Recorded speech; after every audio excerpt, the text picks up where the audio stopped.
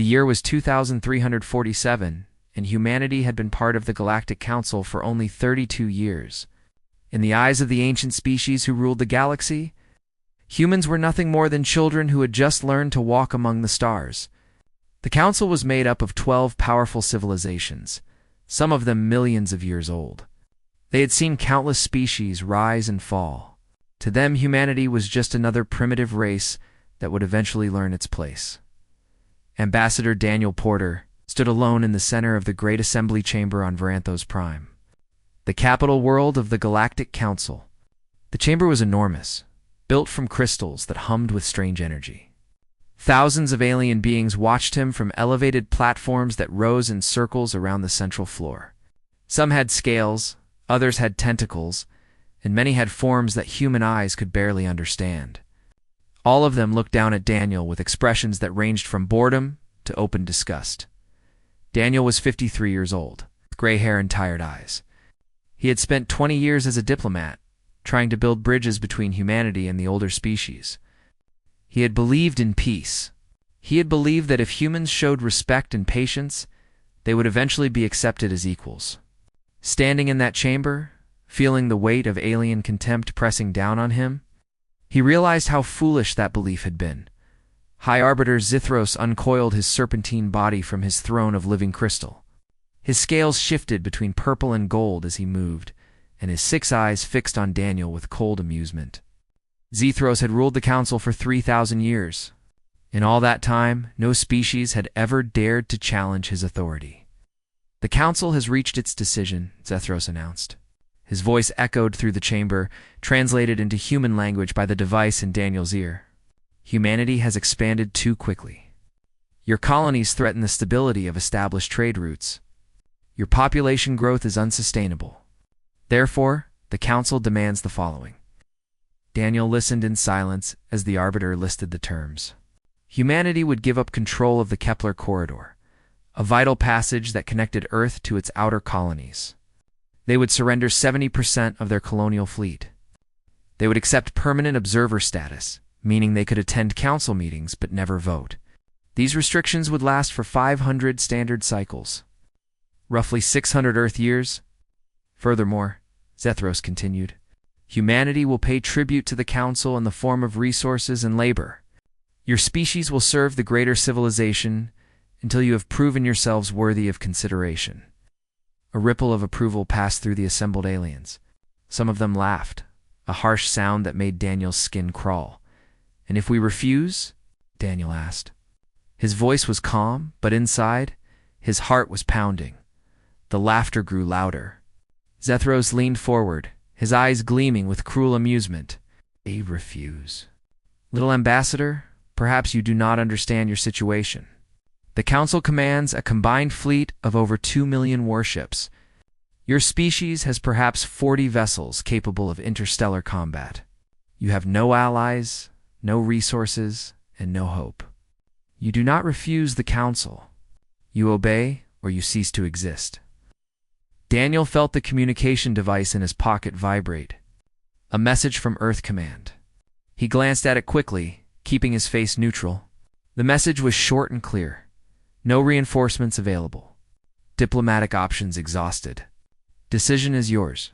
Thought about his family back on Earth. His wife Maria, who had begged him not to take this assignment. His daughter Lisa, who was only 12 years old and dreamed of one day exploring the stars. He thought about the millions of humans living on colony worlds across the galaxy, building new lives with their own hands. He thought about everything humanity had sacrificed to reach this point. And then he thought about what the council was really asking. They were not just demanding territory and ships. They were demanding humanity's soul. They wanted humans to bow their heads and accept being slaves to creatures who saw them as nothing more than insects. Daniel looked up at Zethros. The alien's expression was one of supreme confidence. He had done this before, countless times. Younger species always submitted in the end. They had no choice. "I have a counter-proposal," Daniel said quietly. The chamber fell silent. Even Zethros seemed surprised. "Speak, then. Amuse us with your desperation." Daniel took a deep breath. "On behalf of the United Human Government and all the people of Earth, I reject your ultimatum. We will not surrender our ships. We will not give up our colonies. We will not pay tribute, and we will not bow to any species that threatens our children with extinction." The silence that followed was absolute. No one moved. No one breathed. Then Zethros began to laugh. It was a terrible sound, like metal scraping against stone. Around him, the other council members joined in, their alien voices creating a chorus of mockery. "You reject our terms?" Zethros said when the laughter died down. "You, a representative of a species that has barely left its cradle, dare to reject the will of the Galactic Council?" "I do," Daniel said simply. Zethros rose to his full height, towering over the human ambassador. "Then you have sealed your species' fate. The Council hereby declares humanity a rogue civilization. Your worlds will be pacified. Your people will be scattered.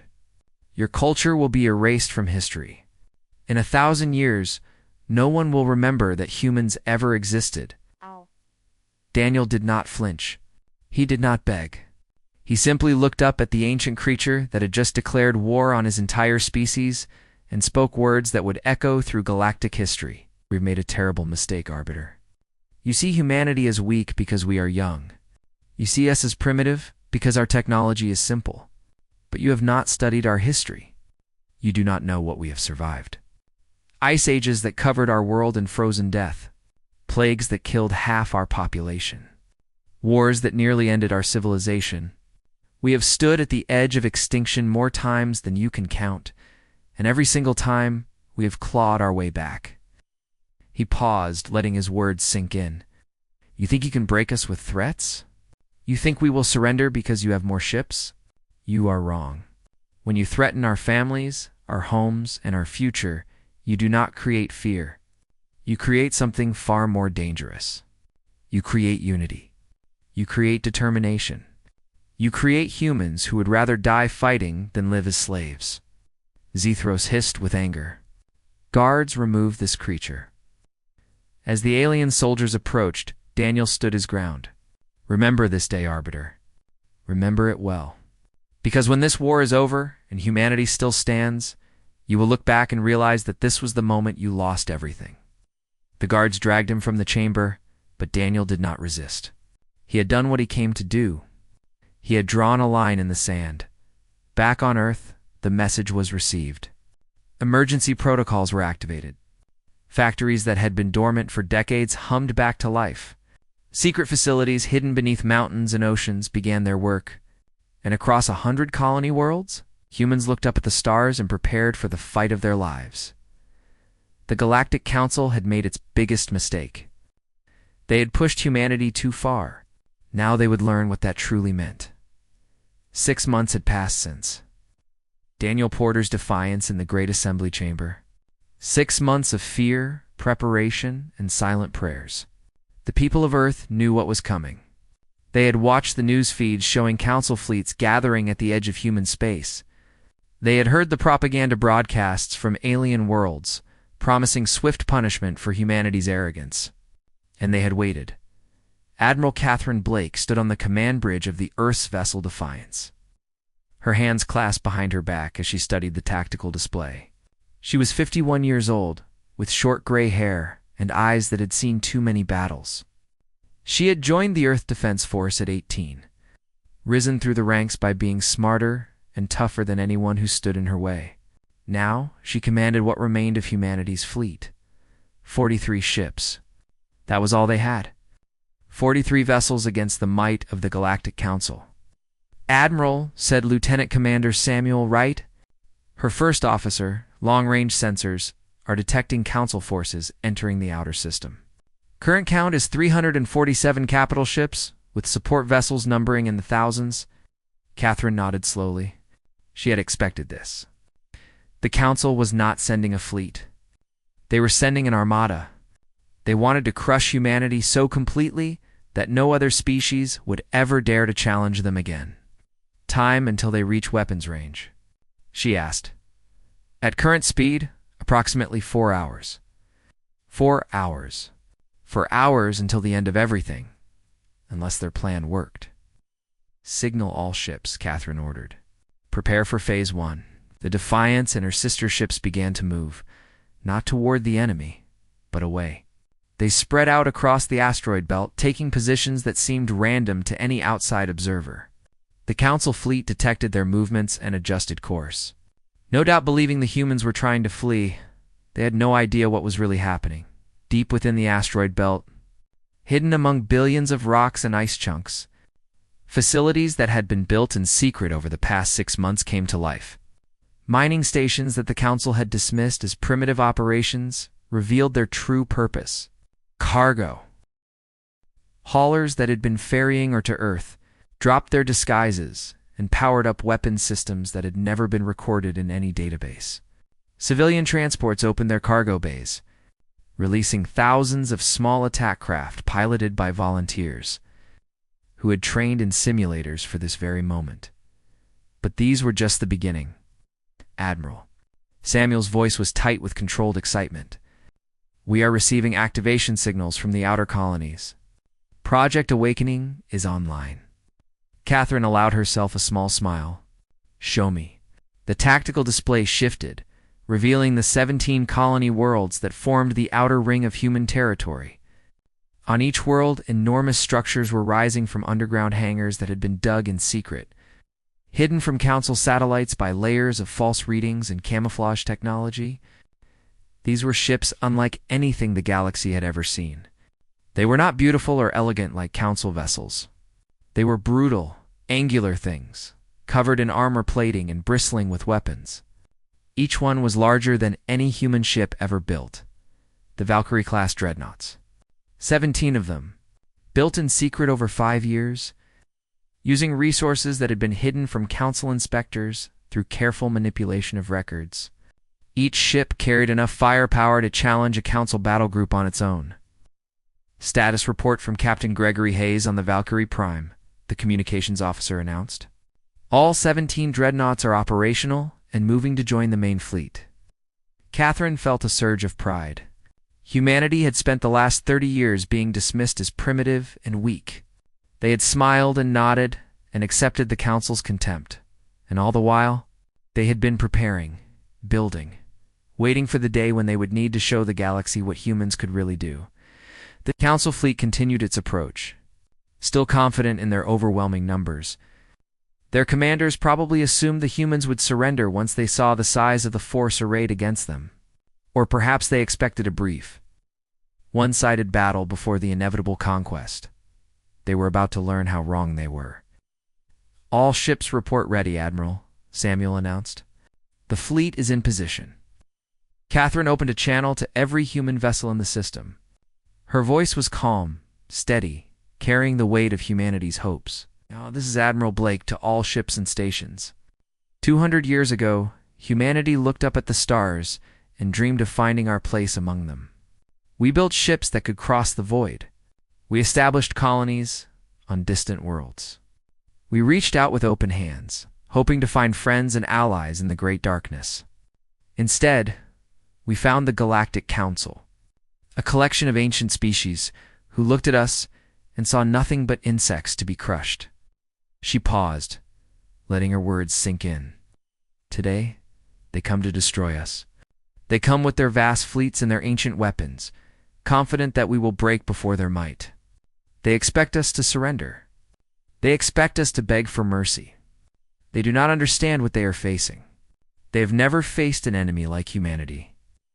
On the display, the first Council ships were entering the asteroid belt. Their formations were perfect. Their movements coordinated with the precision of species who had been fighting wars for millions of years. We are not just soldiers defending territory, Catherine continued. We are parents fighting for our children. We are farmers fighting for our crops. We are engineers fighting for our creations. We are humans, and we do not surrender. We do not give up. When we are knocked down, we get back up. When we are pushed to the edge, we push back harder. That is who we are. That is what they do not understand. The tactical display lit up with new contacts as Council scout ships detected the hidden weapons. Platforms scattered throughout the asteroid belt. Confusion spread through the enemy fleet as they realized they had walked into a trap. All ships, all stations, Catherine's voice rose with controlled fury. The council called us primitive. They called us weak. They gave us an ultimatum and expected us to bow. Today, we show them what happens when you corner a species that has survived everything the universe has thrown at it. Today, we teach them why humanity endured when countless other species fell. The first railgun rounds launched from the hidden platforms. Crossing the void at incredible speed. Engage. The Battle of Seoul began with a storm of fire and light. Council ships that had expected easy targets found themselves under attack from every direction. The hidden platforms poured devastating fire into their formations. The disguised cargo haulers revealed missile batteries that launched swarms of warheads. The small attack craft swept through the chaos, targeting vulnerable points with suicidal bravery. And then the Valkyrie dreadnoughts arrived. The 17 massive ships emerged from behind the outer planets, their engines burning bright against the darkness of space. They hit the Council fleet like a hammer blow, their heavy cannons tearing through shields that had never been tested against human weapons. The enemy formation, so perfect moments before, began to crumble as ships tried to respond to threats they had never anticipated. On the bridge of the Defiance, Catherine watched the battle unfold. Losses were heavy on both sides. Human ships were dying, their crews sacrificing themselves to buy time for others. But the Council was suffering too. Ships that had conquered hundreds of worlds were burning, their crews experiencing defeat for the first time in generations. Admiral Samuel reported, his voice filled with disbelief. Enemy fleet is breaking formation. They are retreating. Catherine did not celebrate. This was just the first battle of a long war. But as she watched the Council Armada flee from human space, she felt something she had not felt in months. Hope. Humanity had survived the first strike. Now the real fight would begin. 1 year into the war, and the galaxy had never seen anything like what was happening in human space. The Council had recovered from their defeat at Seoul. They had gathered new fleets, brought in reinforcements from distant sectors, and launched a massive invasion. Their strategy was simple. They could not defeat humanity in a single battle, so they would strangle them slowly. Council forces captured colony world after colony world, cutting supply lines and isolating human populations. On paper, the Council was winning. They controlled 60% of human territory. Their fleets dominated the major shipping lanes. Every strategic analysis predicted that humanity would collapse within another year. But the analysts had made a critical error. They had assumed that capturing territory meant controlling it. Commander, Nicole Grant crouched in the burned-out ruins of a warehouse on Theraxis 4, a mining colony that had been under Council occupation for 3 months. The night sky above was filled with alien patrol ships, their searchlights sweeping across the devastated city. Around her, a team of 12 fighters waited in silence, their weapons ready. Nicole was 34 years old. Before the war, she had been a colonial security officer, responsible for breaking up bar fights and investigating petty theft. Now she led one of the most successful resistance cells in occupied space. "Patrol coming," whispered Sergeant Patrick Kelly, her second in command. He was a former miner with hands like shovels and a talent for explosives. Nicole watched through her scope as a squad of Velthry soldiers marched down the street. The insectoid aliens moved with mechanical precision, their compound eyes scanning for any sign of human activity. They were the Council's primary ground forces, bred for war over countless generations. "Wait for my signal," Nicole breathed. The Velthry passed the warehouse, unaware of the trap they were walking into. 50 meters ahead, hidden under a pile of rubble, Patrick had placed enough explosives to level a building. The aliens marched closer and closer. Nicole pressed the detonator. The explosion lit up the night, sending Velthry bodies flying in all directions. Before the dust settled, Nicole and her team were moving. They emerged from the warehouse like ghosts, their weapons spitting fire. The surviving aliens tried to fight back, but they were confused and disorganized. Within 60 seconds, it was over. "Grab their weapons and ammunition," Nicole ordered. "We move in 2 minutes." This was how the resistance fought. Quick strikes, then disappear. Never give the enemy a target they could hit back. make them fear every shadow, every corner, every building. The Council had expected human colonies to surrender once occupied. Instead, they found themselves fighting a war against an enemy that seemed to be everywhere and nowhere. Supply convoys were ambushed. Communications were disrupted. Officers were assassinated in their beds. Every day brought new attacks, new casualties, new frustration, thousands of light years away. Director Henry Cole sat in the command center of Project Phoenix, humanity's most secret military installation. The facility was built inside a hollowed-out asteroid. Hidden in a region of space that did not appear on any map, Henry was 62 years old. A former physicist who had spent his career designing weapons he hoped would never be used. Now those weapons were being built as fast as possible, and he was responsible for making sure they worked. "Status report," he said to his aide. "Lieutenant Margaret Price." Margaret pulled up a holographic display showing the current state of the war. Resistance operations are exceeding all projections. The Council is being forced to divert significant resources to maintain order on occupied worlds. Their advance has effectively stalled. And our special projects? Project Lazarus is 80% complete. We should have a working prototype within 2 months.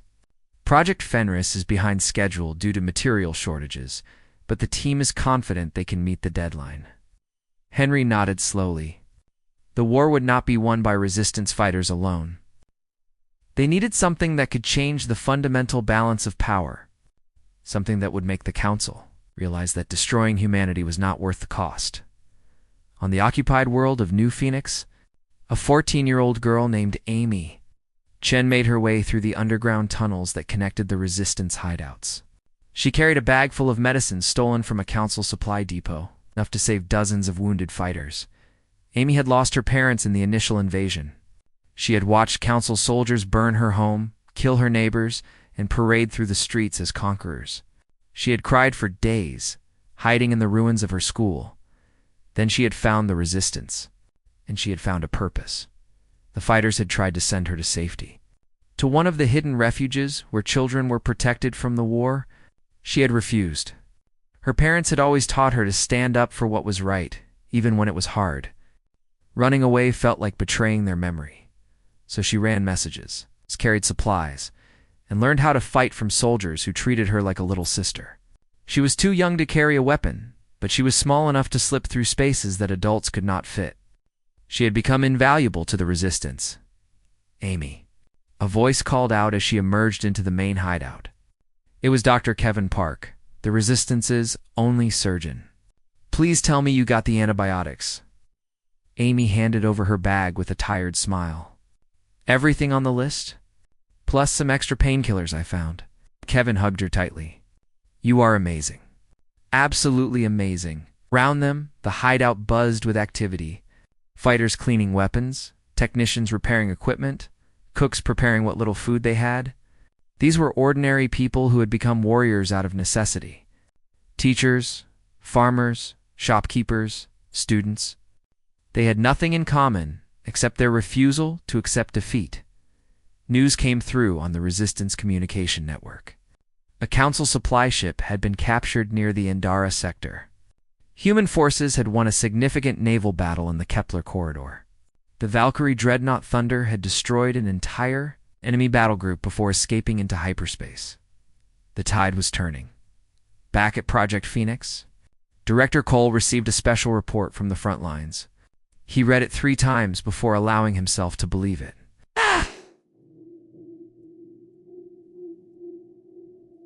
"What is it?" Margaret asked, seeing his expression. "Admiral Blake's fleet has broken through the Council blockade at Velen 3, Henry said slowly. "They have captured the shipyards. Do you understand what that means?" Margaret's eyes widened. "We can build more ships. Repair our damaged vessels. More than that. We have access to Council construction technology now. We can study it, improve upon it, combine it with our own designs." Henry stood up, energy flowing through his tired body. "Send word to all project teams. I want prototypes ready for combat deployment within 6 months." The Council thought they could win this war through attrition. They thought we would run out of ships and weapons before they did. They were wrong. We looked at the tactical display showing human resistance cells spread across 60 occupied worlds. Thousands of fighters, millions of supporters, all refusing to give up. They made the mistake of thinking this was a war against a nation, Henry said quietly. It is not. This is a war against a species, and species do not surrender. They evolve. They adapt. They survive. He turned to Margaret with fire in his eyes. Begin Phase 3. It is time to show the Council what evolution looks like. 2 years into the war, and High Arbiter Zethros could no longer hide the truth from himself. He stood alone in his private chambers on Varanthos Prime, staring at the holographic map of the galaxy. The areas controlled by the Council glowed blue. Human territory glowed red. 2 years ago, the red had been a tiny speck, barely visible among the vast blue expanse. Now it had grown, spreading like fire through dry grass. Zethros had ruled the Galactic Council for 3,000 years. He had crushed rebellions, conquered empires, and brought entire species to their knees. He had never lost a war. He had never even come close to losing a war, until now. The door opened, and General Kethris of the Morith hegemony entered. The four-armed warrior was one of the finest military minds in the galaxy, commander of the Council's combined forces. His expression told Zethros everything he needed to know. The news is bad, Zethros said. It was not a question. Kethris nodded slowly. The human fleet has broken through our defensive line at the nexus point. They are now within striking distance of 3 core Council worlds. Zethros felt cold. The nexus point had been defended by over 500 warships, the largest concentration of Council forces outside of Varanthos itself. How many ships did they lose? Approximately 40% of their attacking force. But Admiral Blake used tactics we have never seen before. She sacrificed damaged vessels to create gaps in our formation, then exploited those gaps with surgical precision. By the time our commanders understood what was happening, it was too late, and our casualties. We lost 78% of the defending fleet. The survivors are in full retreat. Zethros closed his eyes. 78%. Nearly 400 ships, each crewed by thousands of soldiers from species that had trusted the Council to protect them. Gone in a single battle. There is more, Kethris said heavily. 3 member species have withdrawn from the War Alliance. The Thesari, the Kolnak, and the Viridian Collective. They claim the cost has become too great. Cowards, Zethros hissed. They are pragmatists, Kethris corrected. They look at the casualty reports and the strategic situation, and they see a war that cannot be won at any acceptable price. I cannot say I blame them. Cannot be won? Zethros turned on the general with fury in his eyes. We outnumber the humans 10-1. We have technology they cannot match. We have resources they cannot dream of. How can we possibly lose? Kethris was silent for a long moment. Then he activated a holographic display, showing footage from a recent battle. Watch, he said simply. The footage showed a Council fleet engaging a human task force. The humans were outnumbered 3-1. The battle progressed as expected at first, with Council ships using their superior numbers to surround the enemy formation. Victory seemed certain. Then something strange happened. The human flagship, badly damaged and surrounded, began to glow with an eerie blue light. Instead of surrendering or trying to flee, the ship accelerated directly toward the center of the Council formation. The glow intensified, becoming almost blinding. Project Lazarus, Kethris explained. The humans call it that. We do not fully understand the technology, but we know what it does. On the display, the glowing human ship reached the center of the Council formation. For a fraction of a second, nothing happened. Then space itself seemed to tear apart. A sphere of absolute darkness expanded from where the ship had been, consuming everything it touched. Council ships, debris, even light itself vanished into the void. When it was over, a third of the Council fleet had ceased to exist.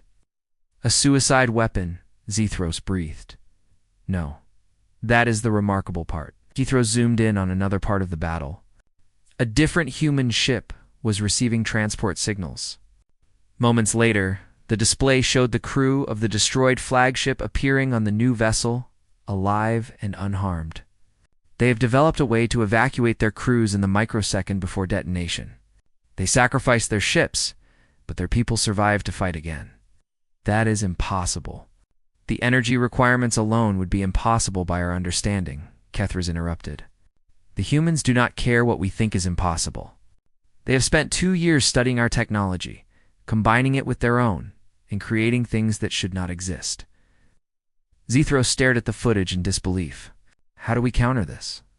We do not. At least not yet. Every battle costs us more than we can afford. Our fleet is exhausted. Our supply lines are stretched thin. And the humans are not getting weaker.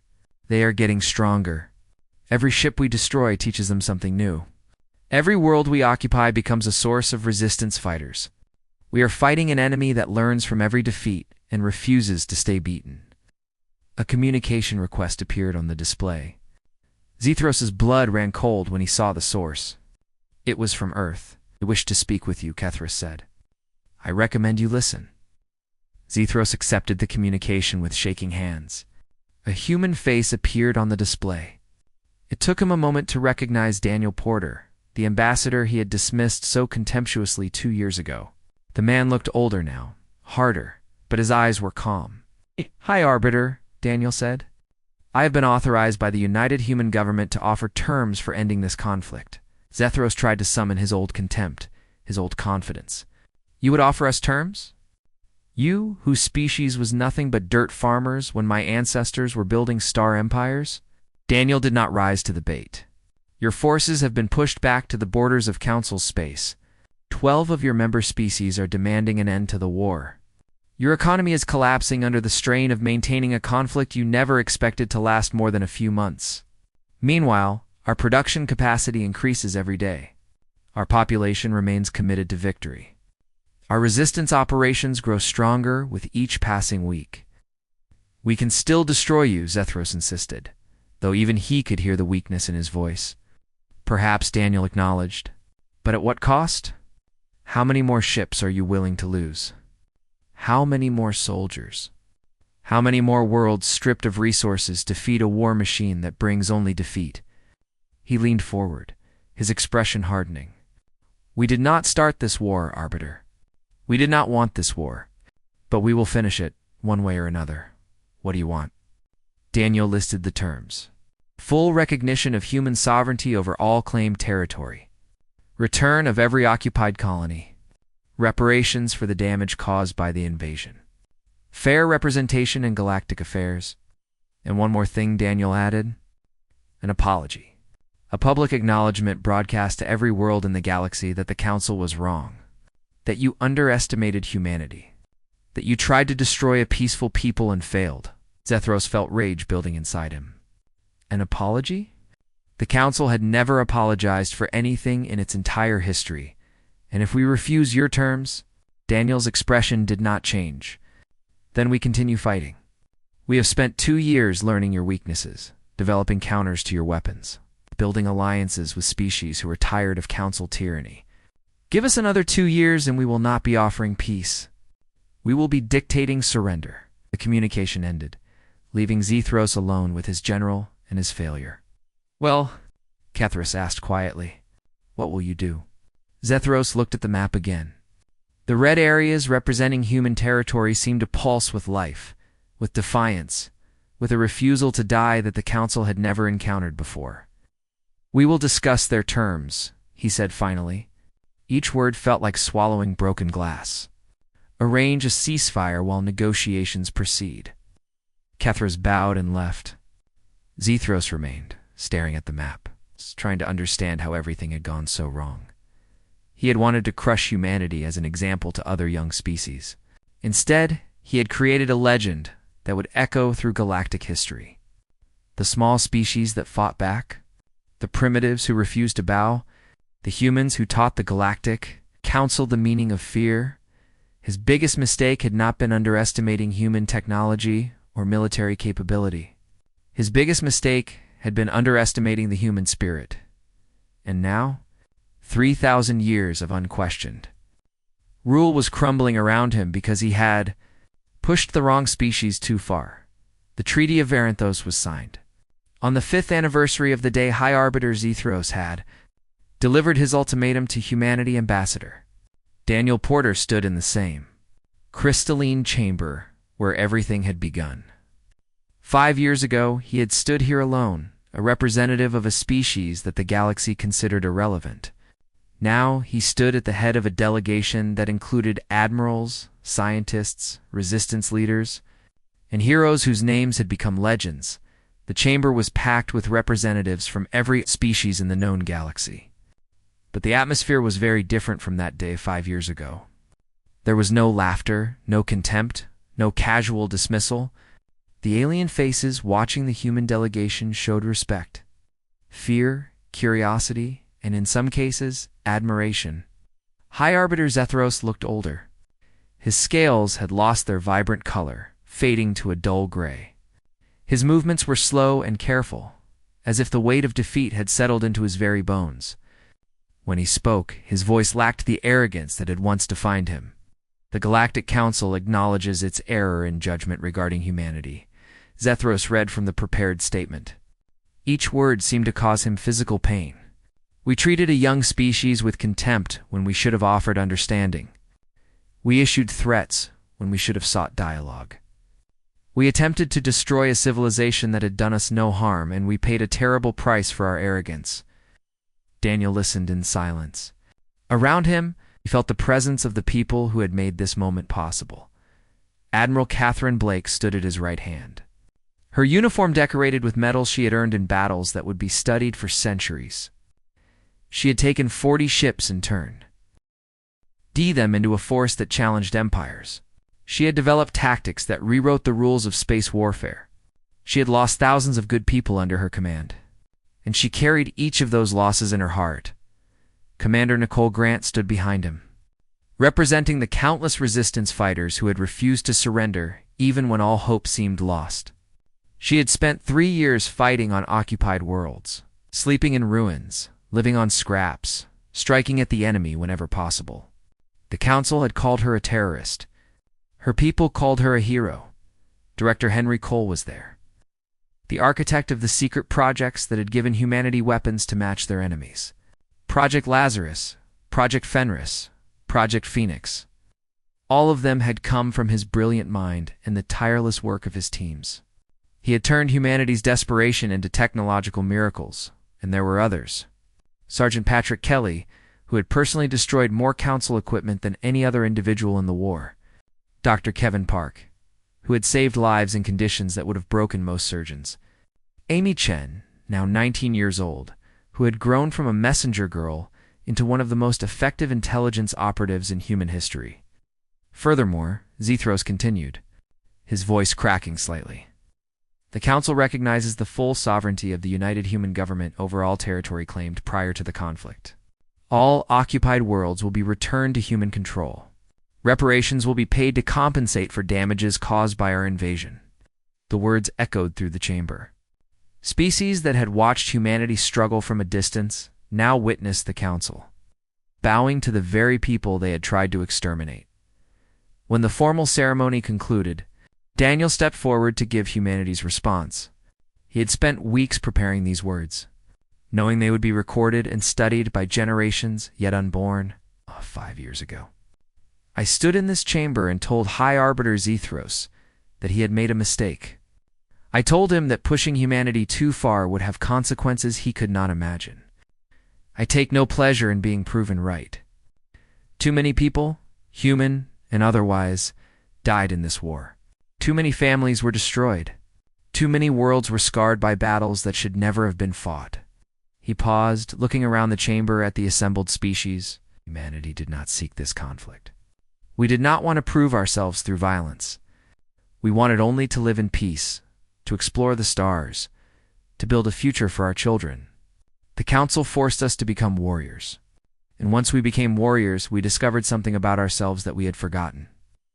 Daniel's voice grew stronger, carrying to every corner of the chamber. We remember that we are survivors.